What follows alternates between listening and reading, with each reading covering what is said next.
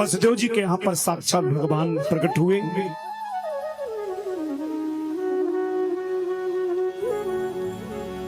आठवें रूप में भगवान कृष्ण ने अवतार ले। और एक अलौकिक बात देखिए,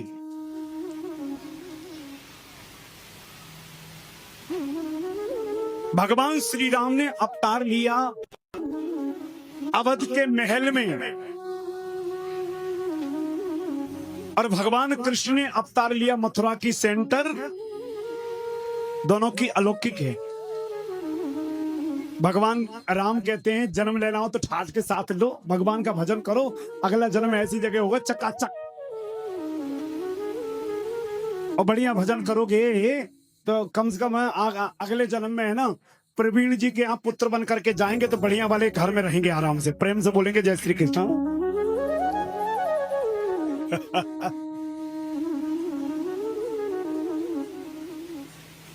जैसा आपका इस जन्म का सत्कर्म रहेगा, अगले जन्म में वैसा ही जन्म आपको मिलेगा।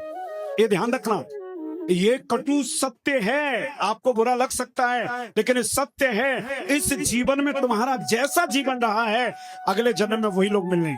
अगर तुम्हारा भजनानंदी जीवन रहा है, अगले जन्म में ऐसे सत्संगी, ऐसे व्यवहारिक, ऐसे आ जाइए, क्या बात है। वसुदेव गृह साक्षात भगवान पुरुषो पुरा।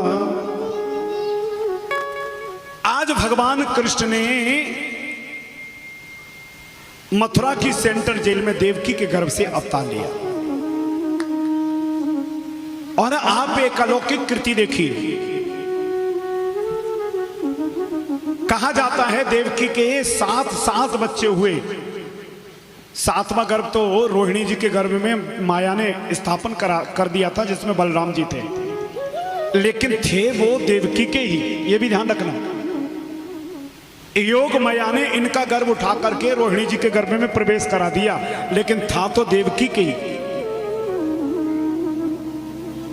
ये ध्यान रखना, दिमाग में रखना।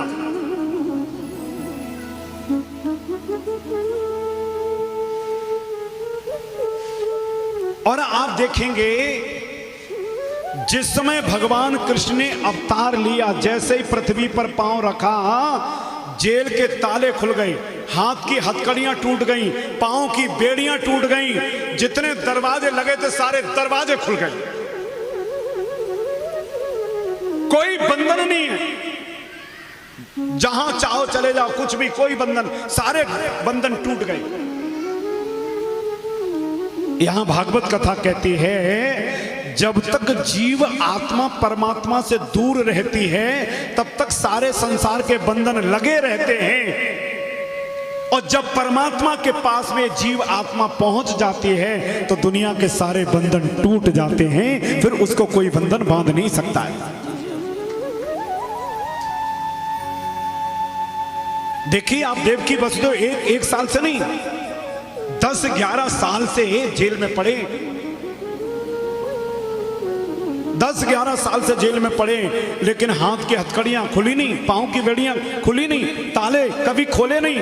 भोजन आता है तो नीचे से, जाली के नीचे से खिसका दिया जाता, खा लो। उन्होंने कभी उजाला नहीं देखा, लेकिन जैसे ही भगवान का प्रादुर्भाव हुआ, जेल में उजाला हो गया, प्रकाश हो गया, बंधन सारे टूट गए। जीव आत्मा अगर परमात्मा का सहारा लेकर के चले तो उसको संसार में कोई बंधन बांध नहीं सकता है। बोलो जय श्री कृष्ण।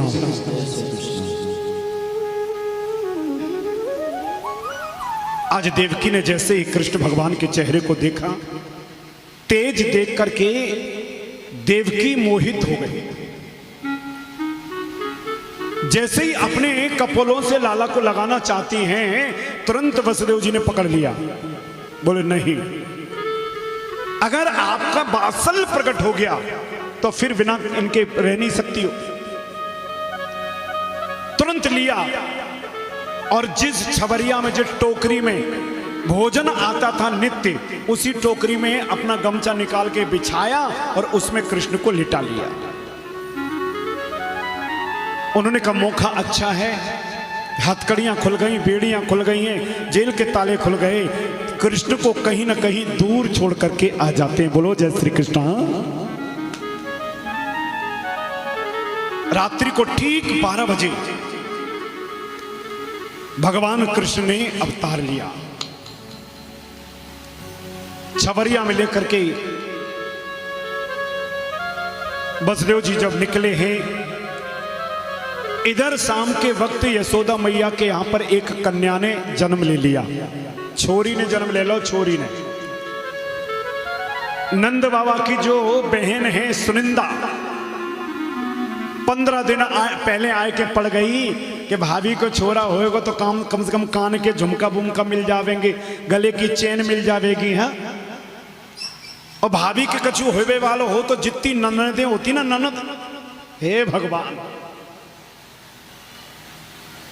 इस इंतजार में रहती कि अब पता नहीं क्या मिलने वाला है। वैसे हमारी कोटा की ननदें बहुत अच्छी हैं, हम तो और कहीं की कह रहे हैं। बोलो जय श्री कृष्ण।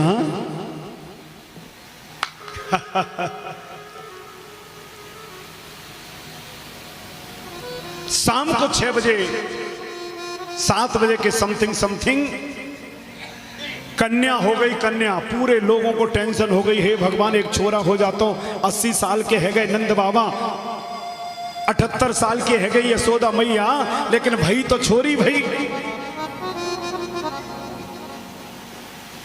कई लोग आपस में चर्चा करते, एक छोरा हो जाता तो जिंदगी उनकी भी सुधर जाती।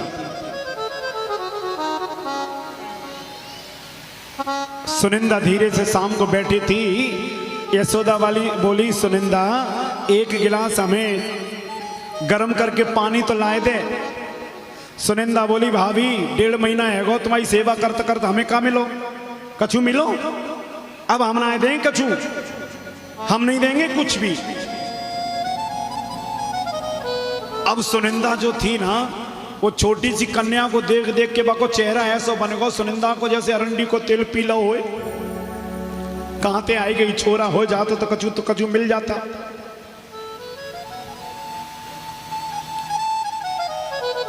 रात्रि को सब जहां तहां सो गए। नंद बाबा को टेंशन हो गई, सुनिंदा को टेंशन हो गई, यशोदा भी सोचने लगी एक छोरा हो जाता क्या भगवान की माया, मालूम नहीं क्या होगा। अच्छा, उस टेंशन में 9 दरवाजे हैं नंद बाबा के महल के, 9 ही दरवाजे खुले पड़े, उनमें कोई के कुंडी नहीं लगाया, सबको टेंशन, इधर उधर सो गए सब। अच्छा, वसुदेव जी जब चले थे तो अनुमान ये था कि जाकर के नंद बाबा से बात करेंगे, यशोदा से बात करेंगे, हमारे छोरा को रख लो, कछु दिन तुम पाल दो, जब हम जेल से छूट जाएंगे तो हमारा छोरा दे देना, कछु तो दिन तुम रख लो, हम हाथ जोड़ेंगे, पांव पड़ेंगे, कछु न कछु उपाय करेंगे, लेकिन कंस से लाला को बचा लेंगे। वसुदेव जी ये अनुमान लेकर के निकले।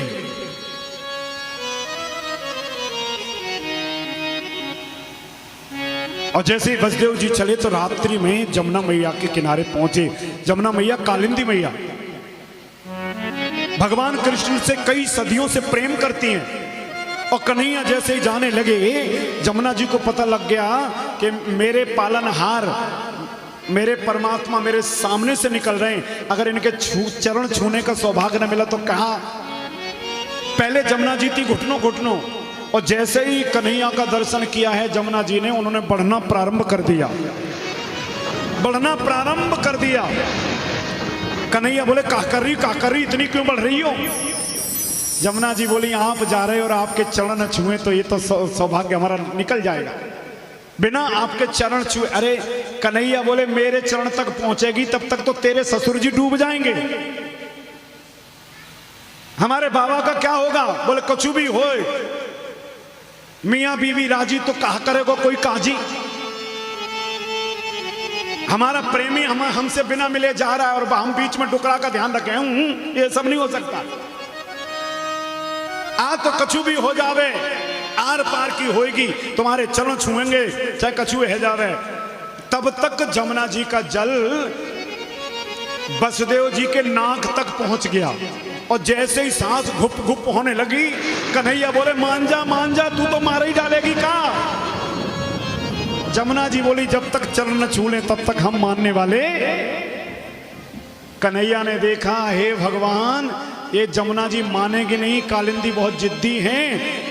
उन्होंने छबरिया में से अपना पांव लटका दियो और पांव लटकायो तो नंद बाबा के मुंह तक पांव आ गो और जैसे ही पांव आया है और जमुना जी ने स्पर्श किया है, जमुना जी तुरंत नीचे बैठ गई। हाँ,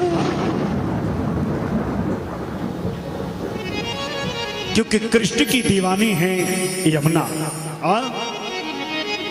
सब लोग गाते हैं ना, मीठे रस से भरोरी राधा रानी लागे, महारानी लागे, करो करो जमुना जी रो पानी लागे। आज जमुना मैया ने जैसे भगवान के चरणों का स्पर्श किया, जमुना जी नीचे वसुदेव जी लेकर के चले। नंद बाबा के सारे दरवाजे खुले। वसुदेव जी ने कहा नंद महल तो खुला है, अंदर चलें।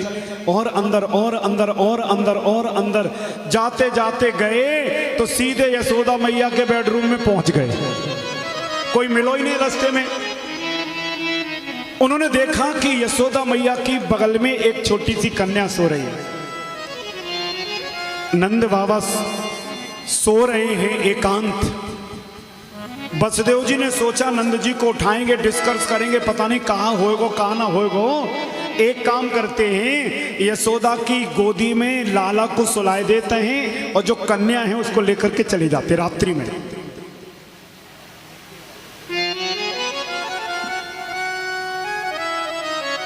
वसुदेव जी ने कन्हैया को वहां लेटाया और योग माया के द्वारा जो माया विराजमान, उस माया को गोदी में लेकर के वसुदेव जी रात्रि में चले गए।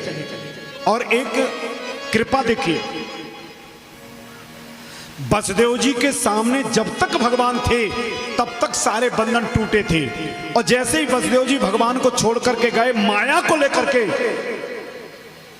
लेकर के जैसे उन्होंने जेल में प्रवेश किया, ताले लगते चले गए, बेड़ियां लगती चली गई, पांव के पेड़, हाथ की हथकड़ी, पांव के बेड़ी सब लग गए। जैसी स्थिति में वैसी स्थिति।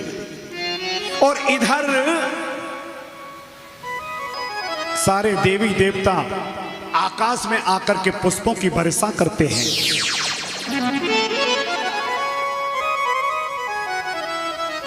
ही हर्षे बरसे सुमन सुमुख सिलोचन वृंद।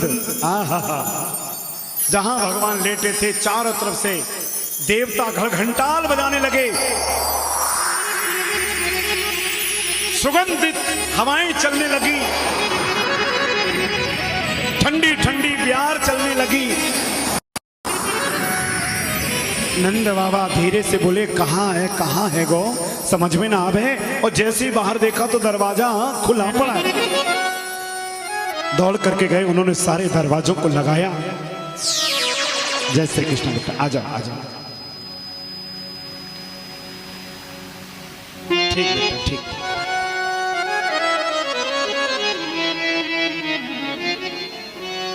जय श्री कृष्ण, ठीक बैठ जाए।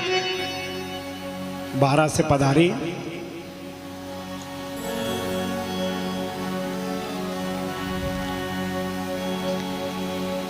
नंद बाबा ने सारे गेट लगा दिए। अब रात्रि में जब सुंदर सुंदर सी खुशबू चलने लगी चारों तरफ से, यशोदा बोली, ओ सुनिंदा सवेरो है गयो का? चो भाभी, अरे चो ऐसो दिखे हैं तेरे भैया पूजा करें सो अगरबत्ती लगाए दे खुशबू वाली, इतनी सुगंधा आ रही है, कितनी बढ़िया अगरबत्ती लेकर के तुम्हारे भैया ने। सुनिंदा बोली, रात के 2 बज रहे हैं, रात का 2 बजा है, भैया पूजा पूजा नहीं कर रहे। तो बोले इतनी सुंदर सुंदर खुशबू कहां से आ रही है? सुनिंदा ने आकर के जैसे ही देखा तो जो कन्या थी वो थोड़ी कमजोर थी, यशोदा की बगल में चुपचाप लेटी थी, और कन्हैया थोड़े से गोल मटोल थे, लड्डू गोपाल है उनका नाम है, लड्डू गोपाल। गोल मटोल से, गोरे गोरे से नंग धड़ंगे, बेचारे के पास कपड़े भी नहीं। जिस समय भगवान श्री राम का अवतार हुआ था, कौशल्या मैया के सामने सारे वस्त्र पहन करके आए। कोई कहेगा कहां लिखा रामायण में,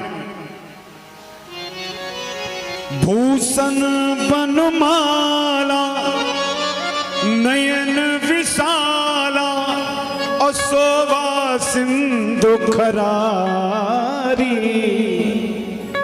वस्त्रों को पहना है, मालाओं को पहना है, वैजंती माला पड़ी है, केसर चंदन तिलक लगा है। और कौशल्या मैया के सामने आके खड़े हो गए, कहने लगे मैया मैं आए गए हो।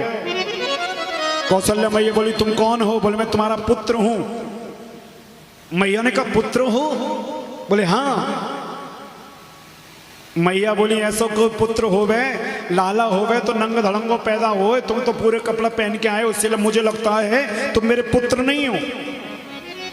राम जी बोले मैया हम राजा महाराजा हैं, वस्त्र पहन करके आते हैं, क्योंकि राम जी पैदा नहीं हुए, राम जी प्रकट हुए। भय प्रकट कृपाला दीन दयाला।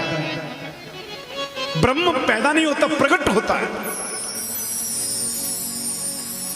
मैया ने गर्भ को देखा, गर्भ घाई। मैया बोली हम तुम्हें लाला न मानेंगे। राम जी बोले तो कैसे मानोगी? बोले मेरी गोदी में पूरे वस्त्रों का प्रत्याग करके लेटो। राम जी ने कहा मैया काऊ के पास वस्त्र न होवे, मेरो नाम ले जाए वाहे पूरे वस्त्र मिल जावे, और तू मेरे ही वस्त्र उतरवा रही है। बोले ये संसार का नियम है, यहाँ वस्त्र उतारना ही पड़ते हैं, चाहे ब्रह्म हो, चाहे नर हो, चाहे नारायण हो। इसलिए सुन लो, करना तो पड़ेगा। राम जी ने सारे वस्त्रों का प्रत्याग किया। लंगोटी लगी थी, राम जी ने कहा मैया जाओ का करें? मैया बोली जाओ उतार दो। भगवान से श्री राम की लंगोटी भी उतरवा दी। बोले अब क्या करें? बोले गोदी में लेट जाओ। राम जी गोदी में लेट गए। अब क्या करें? बोले अब रोना प्रारंभ करो। राम जी बोले कोई रोता होवे मेरो नाम ले ले, वह हंसी प्रदान हो जाती है, तुम हमें ही रुला रही हो। बोले नहीं रोना पड़ेगा। रामायण कहती है मैया ने जब कहा सुन बचन सुजाना रोदन ठाना हुई बालक सुरभूपा। पहले बालक नहीं थे, पहले ब्रह्म थे। पहले बालक नहीं ब्रह्म थे। गोदी में जब रोना प्रारंभ किया तो बालक जैसा रोते हैं वैसा रोना प्रारंभ।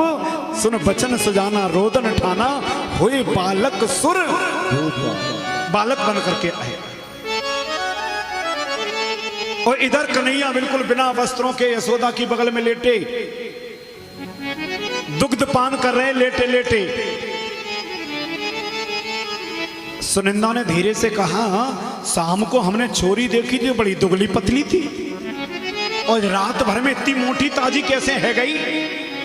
सुनिंदा ने कन्हैया की पकड़ी टांग, और जैसे ही लटकाए के देखो सुनिंदा के हाथ में से पानी को गिलास छूट गयो। ओ भाभी गजब है गो, कहां भयो? नाचने लगी और धीरे से बोली नंद बाबा नंद बाबा नंद बाबा। नंद बाबा बोले रात को 2:30 बजे काय को चिल्ला रही, कहां है गयो तो? क्योंकि कृष्ण ने अवतार ठीक 12 बजे लिया। उसके बाद मथुरा से गोकुल जाने में जो टाइम लगा है, उसके बाद ये निकल लिए। और सुनिंदा तो गोल गोल घूमने लगी, भैया गजब है गयो, कहां भयो? कि एक अचंबो हम सुनो ब्रज में हो रही हो रहा, और रात यशोदा चोरी जाई भोर में है गयो चोरा। रात्रि को तो यशोदा के चोरी भई, और सवेरे कहाँ है गयो छोरा। बोलो जय श्री कृष्ण। नंद बाबा तो इतने प्रसन्न भय, तूने ढंग से देखो कि नहीं देखो। नंद बाबा को हाथ पकड़ के ले गई अंदर, और लाला को उठाए के नंद बाबा की गोदी में दे दो। और नंद बाबा ने जैसे ही दर्शन करो, सुनिंदा ने कन्हैया के हाथों की तरफ अपने दोनों हाथ लगा दिए। जासु नंद बाबा को दी के ना। नंद बाबा बोले काहे मोय लाला को कहना देखन दे रही? बोले गले में जो हार पहन रखो वो तो दे दो। कन्हैया को तुमने चेहरा देख लो, चेहरा मुंह दिखाई। गले में पहन रखा था, उन्होंने उतार के दिया। यशोदा मैया ने अपने कानों के कुंडल दे दिए, और सुनिंदा प्रसन्न हुई, और नंद बाबा ने आज भगवान का दर्शन किया है।